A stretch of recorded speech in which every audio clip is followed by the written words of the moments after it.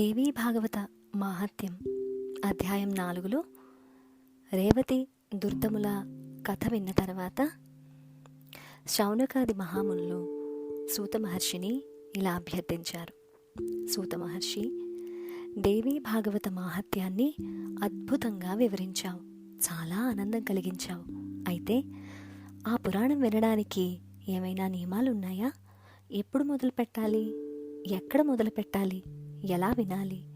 ఈ సందేహాలు తెమిల్చి అటుపైన మాకు పురాణాన్ని వినిపించు తండ్రి అని శౌనకాదులు సూత మహర్షిని అభ్యర్థించారు.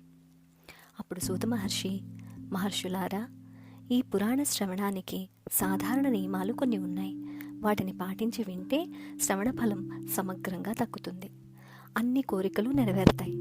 ముందుగా దైవజ్ఞులను సంప్రదించి పురాణ శ్రవణం మొదలు పెట్టడానికి మంచి ముహూర్తం పెట్టించుకోవాలి. శుచి మాసంతో ఆరంభించి 6 నెలలు శుభావహాలు. శుచిమాసం అంటే జ్యేష్టం కానీ ఆషాఢం కానీ. హస్త, అశ్విని, మూల, పుష్యమి నక్షత్రాలు చాలా మంచివి. తిథివారాలు మంచివి చూసుకుని ఆరంభించాలి. ఏ కోరికతో ఈ పురాణ శ్రవణం చేస్తున్నామో దానికి తగినట్టుగా ముహూర్తాన్ని నిశ్చయించుకోవడం మంచిది. ధర్మప్రాప్తి, లక్ష్మీప్రాప్తి, సుఖప్రాప్తి, పీడా నివారణ, రాజభయ నివారణ, జ్ఞానప్రాప్తి, ఇలా ఏవేవో కోరికలు ఉంటాయి కదా, వాటిని బట్టి అనుకూలమైన ముహూర్తాన్ని నిశ్చయించుకోవాలి. పుష్యమి నక్షత్రాన్ని మొదలుకొని 27 నక్షత్రాలను 7 రాసులు చేసి పారాయణ ఫలాల్ని చెప్పారు. వాటిల్ని చూసుకోవాలి.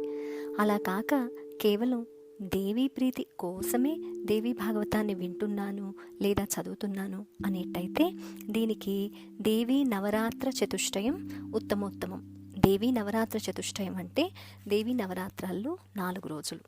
మిగతా నెలల్లో కూడా చేయవచ్చు. తిథివార నక్షత్రాలు మంచివిగా చూసుకుంటే చాలు. ఏ నెలలో మొదలుపెట్టినా అన్ని నెలలు యోగ్యమైనవే. ఒక పెళ్లి కోసం సంబరాలన్నీ ఎలా సమకూర్చుకుంటామో అలాగే ఈ పురాణ శ్రవణ యజ్ఞానికి కూడా సమకూర్చుకోవాలి. ఇది 9 రోజుల పాటు సాగే మహాయజ్ఞం, నవాహ యజ్ఞం, దేవీ భాగవత పురాణ శ్రవణ యజ్ఞం. దేనికి లోటుంచకూడదు. 10 మంది సహాయాన్ని తీసుకోవాలి. వీళ్ళంతా దేవీ భక్తిపరులై ఉండాలి. పనులు చేయటంలో చతురులై ఉండాలి. చుట్టుపక్కల గ్రామాలకు, నగరాలకు ఈ పురాణ శ్రవణ వార్తను తెలియపరచాలి. తప్పకుండా రండి అని అందరినీ పిలవాలి. సౌర, గాణపత్య, శైవ, శాక్త, వైష్ణవాది మతానుయాయులు అందరూ దీన్ని వినవచ్చు. కులంతో కానీ మతంతో కానీ సంబంధం లేదు. అందరూ దీన్ని పఠించవచ్చు. దేవీ భాగవత పీయూషాన్ని పంచుతున్నాము, రండి, వచ్చి భక్తి శ్రద్ధలతో ఆస్వాదించండి అని సవినయంగా అందరినీ ఆహ్వానించాలి. చతుర్వర్ణాల వారు, స్త్రీ పురుషులు, అన్ని ఆశ్రమాల వారు, సకాములు, నిష్కాములు అందరూ ప్రేమతో ఈ అమృతాన్ని చెవులారా వినవచ్చు. 9 రోజులు ఉండి విని వెళ్ళండి అని ఆప్యాయంగా సవినయంగా అందరినీ పిలవాలి. కుదరని వారు వీలైనన్ని రోజులు ఉండి విని వెళ్ళవచ్చు. మధ్యలో వచ్చి వినవచ్చు. వచ్చిన వాళ్ళందరికీ వసతులు చక్కగా ఏర్పాటు చేయాలి. విశాలమైన పందిరి వేసి, చాందినీలు కట్టి, అరటి పోదులతో, కొబ్బరి ఆకులతో, మామిడి తోరణాలతో అలంకారం చేయాలి. ఎంతో అందంగా ఒక వేదిక నిర్మించాలి. దాన్ని గోమయంతో అలికి ముగ్గులు పెట్టాలి. పందిరి అంతటా ఈ అలంకరణ చేయాలి. ఆ వేదిక మీద పౌరాణికుడు కూర్చునేందుకు వీలుగా ఒక మంచి ఆసనాన్ని ఏర్పాటు చేయాలి. ఆయన తూర్పు ముఖంగా కానీ ఉత్తర ముఖంగా కానీ కూర్చునేందుకు వీలుగా ఉండాలి. వినేవారికి కూడా యథోచితంగా యథావకాశంగా ఆసనాల్ని వేయాలి. ఆడవారికి వేరుగా, మగవారికి వేరుగా కూర్చునే ఏర్పాట్లు చేయాలి. పౌరాణికుడు మంచి మాటకారై ఉండాలి. నిగ్రహం కలవాడై ఉండాలి. దేవీ ఆరాధనా తత్పరుడు, వివిధ పురాణ శాస్త్రాలు తెలిసినవాడు, మంచి గొంతు కలవాడు, దయాళుడు, నిస్పృహుడు, దక్షుడు, ధీరుడు అయి ఉండాలి. ఇన్ని లక్షణాలు ఉంటే అతడు ఉత్తమోత్తమ పౌరాణికుడు. వినేవారు కూడా బ్రాహ్మణ్యులు, దేవతా భక్తులు, కథారసపరాయణులు, ఉదారులు, నమ్రులు, హింసాది దుర్గుణ వివర్జితులు అయ్యుండాలి. నాస్తికులు, దుర్గుణులు, నిష్ఠురులు, క్రోధనులు, శివకేశవులకు భేదం పాటించేవాళ్ళు, వీళ్ళందరూ ఈ పురాణం చెప్పడానికి కానీ వినడానికి కానీ పనికిరారు. ఇదే దేవి మహాయజ్ఞం. ఈ మాట ఎప్పుడూ మర్చిపోకూడదు. పురాణ శ్రవణం జరుగుతున్నప్పుడు లేదా చదువుతున్నప్పుడు ఎన్నో సందేహాలు, సంశయాలు వస్తూ ఉంటాయి. వాటిని తీర్చడానికి వీలుగా ఒక సమర్థుడైన పండితుడిని, ఒకళ్ళని కానీ ఇద్దరిని కానీ ఆహ్వానించి పౌరాణికుని సన్నిధిలో కూర్చుండబెట్టాలి. ఈయన సహాయకుడిగా వ్యవహరిస్తూ వచ్చే సందేహాలన్నీ తీరుస్తూ ఉండాలి. ప్రారంభ ముహూర్తానికి ముందు రోజే వక్తృ శ్రోతలు క్షురకర్మాదులు చేయించుకోవాలి. అందరూ పురాణ శ్రవణ దీక్షను స్వీకరించాలి. తెల్లవారుజామునే లేచి కాలకృత్యాలు తీర్చుకుని స్నాన సంధ్యాదులు ముగించి వినడానికి కూర్చోవాలి. ఈ 9 రోజులు వీటిని క్లుప్తంగా ముగించుకోవచ్చు. కథాశ్రవణ యోగ్యత్వ సిద్ధి కోసం యథాశక్తిగా మంచి దానాలు చేయటం మంచిది. నిర్విఘ్న పరిసమాప్తిని కోరుకుంటూ ముందుగా గణపతిని పూజించాలి.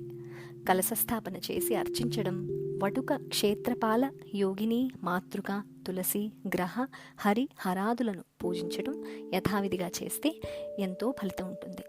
నవాక్షర మంత్రంతో జగదంబికను అర్చించాలి. శ్రీమద్ దేవీ భాగవత పుస్తకాన్ని సకల ఉపచారాలతోనూ పూజించాలి. ఇది ఆ పరాశక్తికి వాగ్రూపమూర్తి, శోభనాక్షర విరాజితం కాబట్టి గ్రంథానికి పూజ చేయాలి. విఘ్నానికి శాంతి కలిగించడం కోసం 5 బ్రాహ్మణులను నియమించి 9 రోజుల పాటు నిత్యం నవాక్షర మంత్రజపం చేయించాలి. సప్తశతీస్తవం పారాయణ చేయించాలి. ఏ రోజుకు ఆ రోజు పురాణ శ్రవణానికి ఆరంభంలోనూ ముగించేటప్పుడు ప్రదక్షిణ నమస్కారాలు చేసి జగదంబికను స్తుతించాలి. కాత్యాయని మహామాయే భవానీ భువనేశ్వరి సంసార సాగరే మగ్నం మాముద్దర కృపామయే బ్రహ్మ విష్ణు శివారాధ్యే ప్రసాదం జగదంబికే మనోభిలషితం దేవి వరం దేహి నమోస్తుతే. పౌరాణికుడు అంటే సాక్షాత్తు వ్యాసుడు కాబట్టి వ్యాసబుద్ధితో అతడికి సత్కరించాలి. పుష్ప, మాలిక, అలంకార వస్త్రాదులు సమర్పించి సర్వశాస్త్ర ఇతిహాసజ్ఞ వ్యాసరూప కథ చంద్రోదయంతో మా అంతరంగాల్లో ఉన్న చీకటిని తొలగించు అని ప్రార్థిస్తూ నమస్కరించాలి. సర్వశాస్త్రేతిహాసజ్ఞ వ్యాసరూప నమోస్తుతే కథా చంద్రోదయేనాంతస్తమస్తోభం నిరాకురు. మలమూత్ర జయాయైషాం లఘుభోజనమిష్యతే హవిష్యాన్నం వరం భోజ్యం సకృదేవ కథార్థినా అథవా స్యాత్ఫలాహారీ పయో భుగ్వా ఘృతాశనః యథా స్యాన్న కథా విఘ్నస్తథా కార్యం విచక్షణైః. 9 రోజులు బ్రహ్మచర్యం పాటిస్తూ నేలపైనే పడుకుంటూ ఆకుల్లో తింటూ సత్యవాగ్నియమంతో ఇంద్రియ నిగ్రహంతో కథాశ్రవణం చేసుకోవాలి. ఆరోగ్యం దృష్టితోనూ ఇంద్రియ నిగ్రహం దృష్టితోనూ ఈ రోజుల్లో తినకూడని పదార్థాలు, కాయగూరలు కొన్నున్నాయి. వాటిని తెలుసుకుని వాటిని విసర్జించాలి. చద్దన్నం కానీ భావదుష్టమైన దాన్ని కానీ తినకూడదు. మద్య మాంసాలు పూర్తిగా పరిత్యాజ్యాలు. అరిషడ్ వర్గాలకు, దుష్టులకు దూరంగా ఉండాలి. అయోగ్యులతో సంభాషించకూడదు. యోగ్యులను అసలే నిందించకూడదు. సాధ్యమైనంత వరకు ఈ 9 రోజులు మౌనాన్ని పాటిస్తే చాలా మంచిది. వినయము, రుజువర్తనము, శౌచము, దయాగుణము, మిత భాషణము, ఔదార్యము పాటించాలి. రోగులు, భయార్థులు, ధనార్థులు, పుత్రార్థులు ఇంకా అధిక భక్తితో వినాలి. పిల్లలు లేనివారు, కలిగిన పిల్లలు మరణించేవారు, గర్భస్రావాలు జరిగేవారు ఈ కథాశ్రవణ వ్రతం చేపట్టి వింటే ఎంతో మంచి ఫలితాలు ఉంటాయి. వీళ్ళు తప్పకుండా వినాలి. ఆయా ఆశ్రమాలను స్వీకరించకుండా, ఆయా యాతనలు పడకుండా ధర్మార్థ కామ మోక్షాలు కావాలి అనుకునే వారికి ఈ భాగవత శ్రవణం కల్పవృక్షం లాంటిది. ఈ 9 రోజులు 9 యజ్ఞ దినాలతో సమానం. ఈ రోజుల్లో చేసే దానాలు, హోమాలు, జపాలు ఎంతో ఫలప్రదంగా ఉంటాయి. 9 రోజులు అయ్యాక ఉద్యాపన చేసుకుంటే మంచిది. మహాష్టమి వ్రతానికి ఎలా చేస్తారో అలా అన్నమాట. ఇది కోరికలు కోరేవారు చేయవలసిన పని. వాళ్ళకి కోరిన ఫలితం తప్పకుండా దక్కుతుంది. నిష్కామంగా విన్నవారికి, ఏ కోరిక లేకుండా విన్నవారికి ముక్తి లభిస్తుంది. అందుకే భగవతిని భోగ మోక్షప్రద అంటారు. నిత్యము పురాణ పఠనం చేసేవారికి పుస్తకానికి పూజలు చేయాలి. వక్త ఇచ్చే ప్రసాదాన్ని భక్తితో స్వీకరించాలి. కుమారి, సువాసిని, బ్రాహ్మణ, బ్రహ్మచారి పూజలు, సంతర్పణలు రోజు జరగాలి. గాయత్రీనామ సహస్రం పఠించాలి. ఇవి 9 రోజులు చేయలేకపోతే కనీసం ముగింపు రోజైనా చేయాలి. సర్వదోష నివారకంగా విష్ణు సహస్రనామాన్ని చదవాలి. విష్ణుమూర్తిని స్మరిస్తే తపస్సులలో, యజ్ఞాదుల్లో తెలిసి తెలియక జరిగే లోట్లు, దోషాలు ఏమైనా ఉంటే అవి తొలగిపోయి ఎంతో సంపూర్ణమవుతుంది. యస్య స్మృత్యాచ నామోక్త్యా తపోయజ్ఞ క్రియాదిషు న్యూనం సంపూర్ణతాం యాతి తస్మాద్ విష్ణుం చ కీర్తయేత్. ముగింపు రోజున దేవీ సప్తశతి మంత్రాలతో హోమం చేయాలి. నవాక్షర మంత్రంతోనూ చేయాలి. పాయసంతోనూ నెయ్యితోనూ గాయత్రి హోమాన్ని జరిపించాలి. దేవీ భాగవతం అంటే గాయత్రీమయం. ఇవన్నీ తజ్ఞులైన విప్రుల సూచన మేరకు జరిపించాలి. యథాశక్తిగా భూ సువర్ణ వస్త్ర భూషణ ధనాదులతో పౌరాణికుణ్ణి సంతృప్తిపరచాలి. ఆయన ప్రసన్నుడైతే దేవతలందరూ ప్రసన్నులైనట్టే. అలాగే సహాయకులుగా ఉండే పండితులను, నామజపాలు, హోమాలు చేసే విప్రులను సంతృప్తిపరచాలి. కుమారి, సువాసిని పూజలు అందుకున్న వారిని దక్షిణలతో సంతృప్తిపరచాలి. సంతర్పణ జరపాలి. వీళ్ళందరూ సంతృప్తి చెందితే దేవి సంతృప్తి చెందినట్టే. మనం కోరుకున్న కోరికలన్నీ తీరుతాయి. దేవీ నవరాత్రాలలో అష్టమి నాడు కానీ, నవమి నాడు కానీ దేవీ భాగవత గ్రంథాన్ని పట్టు వస్త్రంతో కప్పి పూజ చేసి పౌరాణికులకు, విప్రులకు దానం చేయాలి. ఇలా చేసిన పుస్తక దానం సకల పాపాలను హరిస్తుంది. ఇహలోకంలో సకల భోగాలను కలిగించి పరలోకంలో ముక్తిని ప్రసాదిస్తుంది.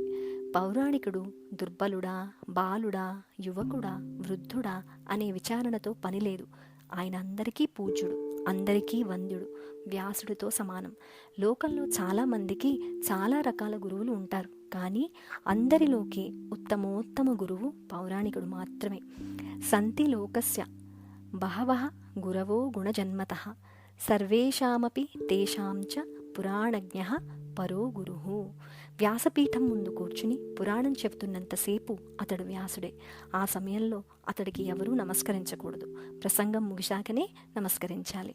పౌరాణికో బ్రాహ్మణస్తు వ్యాసాసన సమాశ్రితః అసమాప్తే ప్రసంగే తు నమస్కుర్యాన్న కస్యచిత్. మహర్షులారా, ఈ నియమావళి పాటిస్తూ వినాలి. అప్పుడే ఫలితం దక్కుతుంది. పౌరాణికుడు కన్నా ఉన్నతమైన ఆసనం మీద కూర్చుని డాంబికంగా వినకూడదు. అలా చేస్తే మరుసటి జన్మలో కాకిగా పుడతారు. ఈ దేవీ భాగవత మహాపురాణానికి, ఈ పుస్తకానికి అట్టవేసిన, కొత్త వస్త్రం చుట్టిన, దారం సమకూర్చిన అది కూడా చాలా పుణ్యం. నదులలో గంగా, దేవుళ్లలో శివుడు, కావ్యాలలో రామాయణం, గ్రహాలలో సూర్యుడు, తారకలలో చంద్రుడు, ధనాలలో కీర్తిధనం, క్షమాగుణ సంపన్నులలో భూమి, గాంభీర్యంలో సముద్రుడు, మంత్రాలలో గాయత్రి, పాపనాశకులలో శ్రీహరి ఎలా ఉత్తమమో అలా పురాణాలలో దేవీ భాగవతం ఉత్తమోత్తమైనది. ఎలాగోలాగా శ్రమపడి 9 రోజులు వింటే ఆ ఫలితం అసలు చెప్పుకోలేనిది. అతడు జీవన్ముక్తుడవుతాడు. రాజభయం, శత్రుభయం, మహామారీ భయం, దుర్భిక్ష భయం, రాష్ట్రభంగ భయం ఇలాంటివి వచ్చినప్పుడు ఈ భాగవతాన్ని చదవడం, వినడం చాలా మంచిది. అన్ని భయాలు తొలగిపోతాయి. భూత ప్రేత వినాశం కోసం, రాజ్య లాభం కోసం, సంతాన ప్రాప్తి కోసం దీన్ని తప్పకుండా వినాలి లేదా పారాయణ చేయాలి. దీనిలో కనీసం ఒక్క శ్లోకాన్నో, శ్లోక భాగాన్నో విన్నా, చదివినా కూడా దాని సత్ఫలితం తప్పకుండా కనిపిస్తుంది. ఉత్తమమైన గతి లభిస్తుంది. శ్రీమద్ భాగవతం యస్తు పఠేద్వా శృణుయాదపి శ్లోకార్థం శ్లోకపాదం వా స యాతి పరమాం గతిం. ఆదిలో మహాదేవి ఈ పురాణాన్ని అర్ధశ్లోకంతో చెప్పింది. అదే శిష్య ప్రశిష్యుల ద్వారా ఇంత గ్రంథంగా విపులీకరించబడింది. గాయత్రికి సాటి వచ్చే మంత్రం కానీ, దేవత కానీ, తపస్సు కానీ లేవంటారు. అలాంటి ఆ గాయత్రి ఈ గ్రంథంలో సరహస్యంగా ప్రతిష్ఠింపబడింది. అందుకే మరింక ఏ మహాపురాణాలు దేవీ భాగవతంలో 16వ కళకైనా సాటిరావు అంటారు. ఇందులో ఉన్న ధర్మ ప్రబోధం, మణిద్వీప వర్ణన, దేవీ గీత ఇంకెక్కడా లభించవు. అందుచేత దేవీ భాగవతాన్ని పఠించడం, వినడం ఎంతో పుణ్యప్రదమైనది. భుక్తి ముక్తిదాయకాలు. దీని ప్రభావాన్ని త్రిమూర్తులు కూడా పూర్తిగా వివరించి చెప్పలేరు. అంటే అది ఆశ్చర్యమైన విషయం కాదు. ఆ తల్లి పాదపద్మాల నుంచి రాలిపడిన ఒక రేణువును శిరసావహించి ఆ త్రిమూర్తులు తమ తమ విధులను నిర్వర్తించగలుగుతున్నారు, జగత్ ఆరాధ్యులు అవుతున్నారు.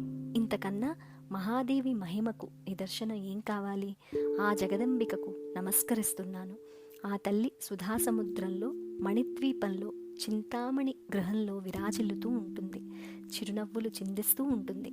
సన్నిధిలో నిలిచి బ్రహ్మేశాచ్యుత శక్రాది దేవతలు సకల ఋషులు ఉపాసిస్తూ ఉంటారు. ఆ తల్లి ఈ జగత్తుకి సమస్త శ్రేయస్సులు కలిగించుగాక. ఇక్కడతో మనం దేవీ భాగవత మహాపురాణ శ్రవణ మహత్యాన్ని తెలుసుకున్నాం. వచ్చే ఎపిసోడ్లో శ్రీదేవి భాగవత పురాణం ప్రథమ స్కందాన్ని మొదలు పెడదాం.